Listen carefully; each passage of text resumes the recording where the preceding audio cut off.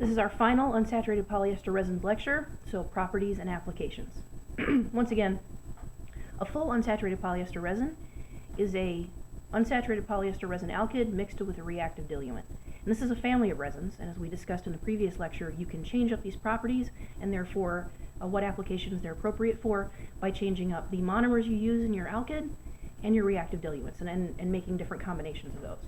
So there's no one particular structure that is good for all applications. You kind of have to address that while you're working with your polymerization reactions or your choice of diluent. You can also add fillers and other things to the overall formulation as well, but in the case of the unsaturated polyester resins, you do a lot of that in the polymerization process. So once again, the alkyd itself, with no reactive diluent, tends to be a pale yellow solid at room temperature.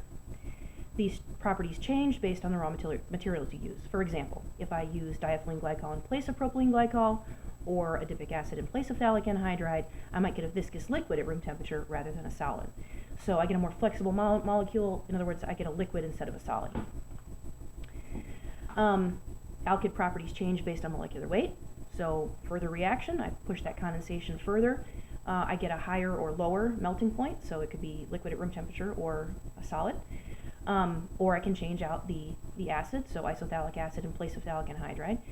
I can also use halogenated intermediates to build flame retardants. So there's a couple things I can do.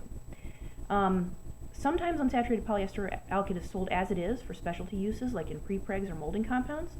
Most of the unsaturated polyester alkyd is sold and used as a solution in styrene monomer. So it's used as a full unsaturated polyester resin alkyd overall. So that is typically how it is used, although some of it is used separately by itself. When you're talking about the alkyd itself, just the alkyd, no reactive diluent, you have a specific gravity of 1.13 to 1.15. It is insoluble in water. It is soluble in ketones and some aromatic solvents. Its melting point tends to be above room temperature, so 60 to 77 Celsius, but that can change. Its acid number, which again is somewhat flexible, about 30 to 40 milligrams KOH per gram. And you typically get a number average molecular weight of about 900, weight average molecular weight of about 2400, so a polydispersity of 2.7 overall.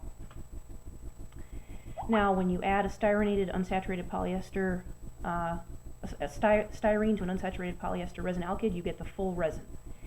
And typically, styrene is added by weight of about 32%. Then you end up with a viscosity in centipoise of 50 to 6,000. Typically, you're shooting for about 1100, but it can be lower or higher depending on the application. Your specific gravity is fairly similar to that of the alkyd, and what you get is a pale yellow to dark amber liquid. The flash point of this reflects the flash point of styrene, which is low, so 31 to 35 degrees Celsius. So if flash point is a concern, or you're doing this or you're in an elevated temperature situation, you got to pay attention to that flash point. There are benefits and drawbacks of styrene. Styrene is cheap. It's the most widely used monomer for it. It's a commodity chemical, and it's typically fairly compatible with the alkyd. This is a low-cost system compared to epoxies or polyurethanes, and you can get a wide range of viscosities. And it can be made compatible with a wide variety of curing methods from ambient temperature to high temperature. Styrene monomer doesn't present the same allergy or toxicity problems that are associated with epoxy or urethane systems. Once again, you shouldn't drink this, and you probably shouldn't smear it on your skin. Don't stick it in your eye or in any other bodily orifice, but it doesn't produce an anaphylaxis type reaction that can happen with some epoxy and urethane system components. So that's what I mean by reduced toxicity. Not that it's not toxic, it is, but it doesn't necessarily produce a anaphylaxis allergic type reaction. Styrene does have drawbacks. This is a volatile monomer. It does evaporate into the air, and so and in the workplace you have to keep it below 100 parts per million in the air. It's not something you should be huffing. When you have it in a full resin formulation, your flash point is around 37 degrees Celsius, and that can be a problem on a warm summer day. When these are trucked over land, they are classified as flammable liquids because they will burn and therefore require a DOT red label. Now there's a difference between flammable and explosive. Flammable means in the presence of heat it will burn. Explosive means in the presence of a spark it will explode. Now it won't necessarily explode, but it will burn. And this is a relatively high viscosity liquid on fire, and so if it's in contact with your skin, that's a bad deal. Also, it's hard to rinse off. So if this stuff actually does start on fire, there's a lot of paperwork. So your general purpose unsaturated polyester resins include compounding resins for fiberglass reinforced composites. These are used in boat and other marine applications very heavily. Fiberglass reinforced building panels, cast synthetic stones. My parents have a well. They have well water, and so they have this big fake rock that sits over their access to their well. They also have a big fake rock that sits over the access to their septic tank. So that's what I mean by cast synthetic stones. And then other general purpose fiberglass molded articles. The physical properties of the cast cured under unsaturated polyester depend on the raw materials used in its manufacture and on the degree of condensation or molecular weight of the alkyd. Generally, unreinforced full resin formulations have low strength. They also exhibit high shrinkage upon curing. That's because when you polymerize across a double bond, that you physically shrink the overall volume. So for those reasons, it's typical to reinforce these with other fillers, and typically that filler is fiberglass. But 80% of all fiberglass produced goes into unsaturated polyester resin composites. So your tensile strength of your resin, if it's a casting resin, it can be up to 13,000 psi. If it's glass cloth filled, that can go up to 50,000. Once again, your compressive strength is enhanced by including glass cloth filled reinforcement, and so does your impact strength. So the casting resin all alone is relatively low tensile and compressive strength and impact strength. The addition of the glass cloth really enhances all of those properties. Your dielectric strength remains fairly similar. Your dissipation factor is increased when you use glass cloth, and you have similar arc resistance, whether it is cast resin or glass cloth filled. The processes that typically utilize UP resins are your kind of layup methods for composites, so hand or wet layup, resin transfer molding, casting, match die mat, preform and premix molding, and then pultrusion. And so I'll explain these a little bit. A lot of you will take composites or are already taking it currently, so I'm going to spend a whole lot of time on the layup processes. Basically, hand layup is putting a fiber reinforced or impregnating a fiber reinforcement in a female mold. You cure these at room temperature, typically with a ketone peroxide, so methyl ethyl ketone peroxide. This gives you a high-grade surface on the mold side. Typically, resins for layup are thixotropic to minimize resin drainage, so in other words, it doesn't keep flowing. It kind of re-solidifies at low shear rate. If you replace styrene with methyl methacrylate, you get better weathering in the overall part. If you use paramethylstyrene, you get reduced monomer emissions. But typically, hand layup gives molded parts with only one good surface. So if you only need one good surface to be visible, hand layup is fine. And it's kind of hard to control precise thickness in a hand layup.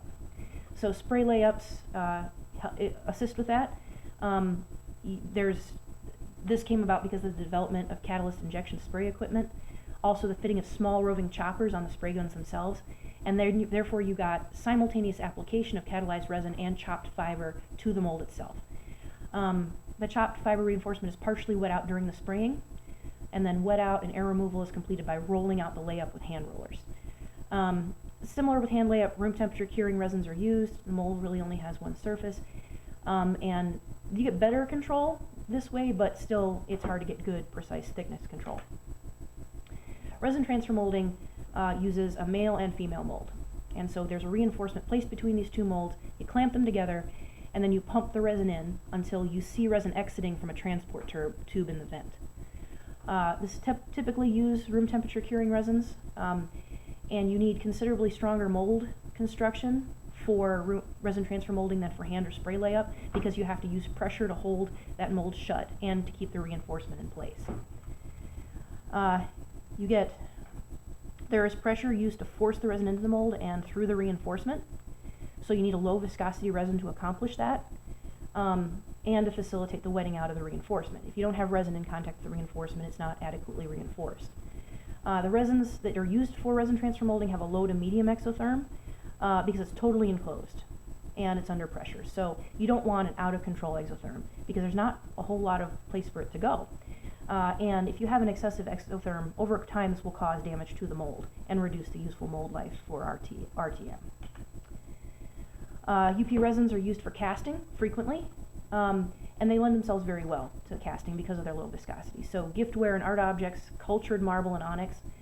Cultured marble often has stone reinforcement in it, but the basis is made out of resin. Also monomer concrete, and then monolithic flooring. So monolithic flooring is usually used in industrial applications, so it's like the pour a floor type situation. So there's no seams, it just coats the entire floor. This is really nice for art casting because you can make it any color. The base resin is clear or colorless, so you can color it any way you want. Typically you use methyl ethyl ketone peroxide to get a room temperature cure. It can either be uncolored or use peroxide resistant dyes or pigments. You can use a wide variety of casting material or for molds, so glass, polypropylene, or metal. You can use elastomeric molds, so you can give negative drafts and undercuts and all sorts of kind of sculptural type things. And silicone rubber is used for that a lot because you can get really intricate geometries. You can make very, very large art pieces weighing hundreds of pounds from unsaturated polyester resin, and there has been artists that have done this for the purpose of art for art's sake with unsaturated polyester resins. The solid surface countertops are nice, but not everybody can afford solid granite, and so you have cultured marble or onyx, and this is used extensively for flat stock or completing bathroom items. You can put all sorts of things in there to give you a wider variety of appearance to make it look a lot more like natural marble or onyx. They're compounded to give with mineral fillers to give that effect and reproduce the effect of natural stone. But the resin itself gives a really long-term service durability that's required of, like, say, a kitchen countertop or a bathroom countertop, or say or a bench top in a lab, or in some sort of doctor's office. They have to be made pourable, and they have to allow air to be released, and then they have to have room temperature cure characteristics. I actually have a small table that is made from cultured marble, and if you flip it over, you can see the bubbles on the other side from where it was cast. You use high filler levels to exaggerate the reactivity differences of the various catalysts to give you that appearance of veins of different colors of things that move through. The little end table that I have actually looks like marble, but it has kind of seafoam green veins that move through it. So from a polymer nerd standpoint, I was and a flea market nerd standpoint, I was super excited to see that one. Perhaps in the future, if you really, I'll show you this particular cultured marble table. Polymer concrete and monolithic flooring are also applications for this. So with polymer concrete, like with any concrete, you use heavy amounts of silica and aggregate, and so those also go into this too, but rather than just that alone, you use the unsaturated polyester resin in a continuous mixer, and this makes a superior concrete overall. Polyester resins are also good in cast flooring, and this gives a good seamless, wear-resistant floor with considerable chemical resistance. So it's a good in industrial applications. Things isn't seeping into the cracks of tiles or in between concrete slabs if this is over it. There's also matched, die mat, preform, and premix moldings. All of these processes employed a matched male and female mold in a hydraulic molding press. These are heated cure systems, and they use benzoyl peroxide or butyl paractoate or tertiary butyl perbenzoate. You need the elevated temperature to kick off the reaction to create the free radicals. That's why you need to be at 250 to 300 Fahrenheit for that to happen. These are relatively low molding pressures, so up to 300 psi. Your press cycle times can range from 2 minutes to longer depending on the thickness of the part and the size of the part. Resin is intended for these, must have good hot strength to permit the removal of the part from the die without damage, so that they have good green strength right out of the mold. But the resins also have to complete flow to the mold and must quickly cure. So it has to start off at low viscosity and then quickly set up. Overall, you typically use an isophthalic polyester, and those are typically used for this type of molding. Mat and preform molding, use a fiberglass mat. Mat reinforcement is limited to fairly flat parts or curvature in only one plane, like cafeteria trays. Old style cafeteria trays, you can kind of see the veins of the fiberglass that move through it. When you have a preform, you're kind of limited. Chopped glass fibers have been formed into mats as well. This can be used for small parts or large parts, and you can use either orthophthalic acid or isophthalic polyesters for this. Typically, these compositions are filled with mineral fillers in addition to just the other components, and typically the reinforcement levels are at 35 to 40% by weight in the molded composite, so there's a lot of reinforcement present in the mat and preform molding. In premix molding, use a bulk molding compound made from liquid resin, filler, and chopped reinforcement, so your reinforcement is in there already. The fiber lengths are usually limited because of the mixing process. You can't use super long fibers, and so they have to be chopped and are a lot shorter. Typically, your reinforcement fiber levels are lower in premix compounds than in other ones, and your fiber lengths are shorter. And in premix molding, that limits your physical properties overall to lower levels. Pultrusion are reinforcements that are made by continuously pulling some sort of reinforcement, very long fibers of reinforcement, through a resin impregnating bath.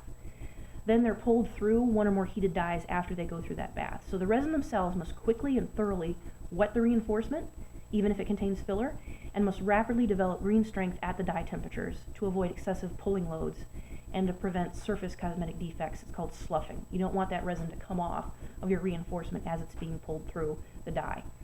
Also, it needs to be rapidly cured, have a good heat deflection point to achieve satisfactory pulling speeds. Isophthalic polyesters are most widely used for pultrusion. Pultrusion composites are exceptionally high physical properties parallel to the direction of pultrusion. And the physical properties overall in the direction normal to the direction of pultrusion are usually lower. So in the machine direction, parallel that, higher properties. In the cross direction, lower properties, much like wood grain. Factors that influence UP resin formulation technology. Typically, as with anything, you want faster cycle times, especially for automotive applications. The trend toward improving part appearance in the marine industry. Most people who want boats want them to look good. So making your part look good, especially for pleasure boats, is important. Using both reinforced and unreinforced unsaturated polyester resins, use of those resins in concrete. Increasing regulatory pressure from the EPA to reduce emissions from the reactive diluent side, and then using more unsaturated polyester polyurethane hybrids in the manufacture of large parts to get better properties. Reduced styrene emissions are a concern.